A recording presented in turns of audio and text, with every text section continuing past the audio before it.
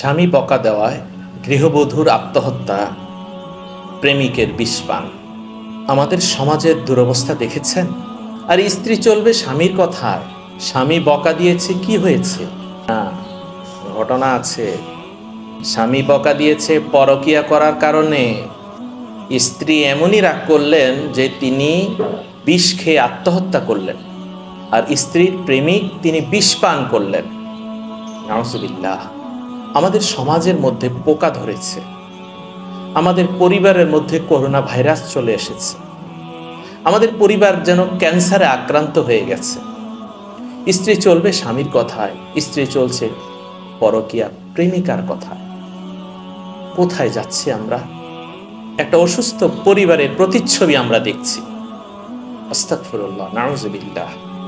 দর্শক, সাতক্ষীরার আশা শুনিতে স্বামীকে বাদ দিয়ে পরকীয়ার প্রেমিকের সাথে ঈদের মার্কেট করার কারণে স্বামী স্ত্রীকে বকা দেন।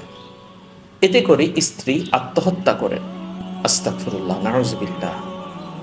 আজকে দেখুন, স্ত্রীর দরকার ছিল ঈদের মার্কেট করবে তার স্বামীর সাথে, পরকীয়া প্রেমিকের সাথে মার্কেট করতে গিয়ে স্বামীর বকা খেলো, নিজে আত্মহত্যা করলো, জাহান্নামে চলে গেল। আর তার পরকীয়া প্রেমিক সেও বিষপান করে জাহান্নামে চলে গেল। আল্লাহর ভয় অন্তরে না থাকার কারণে আমরা দুইজন মানুষকে হারালাম। আসলে তারা মানুষ নয়, তারা অমানুষ।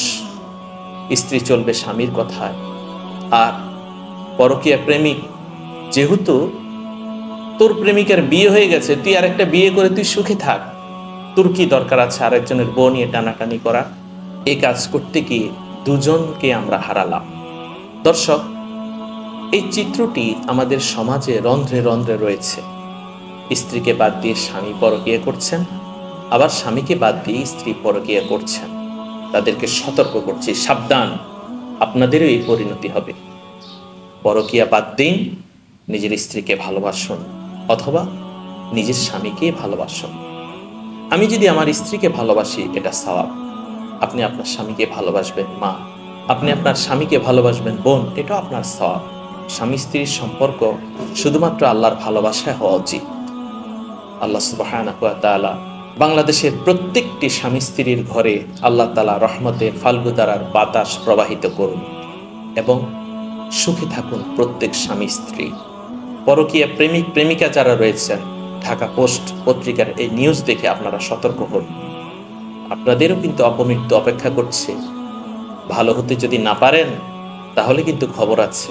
আল্লাহ তাআলা সবাইকে আল্লাহর ভয় অন্তরে রেখে চলার তৌফিক দান করুন। আমিন।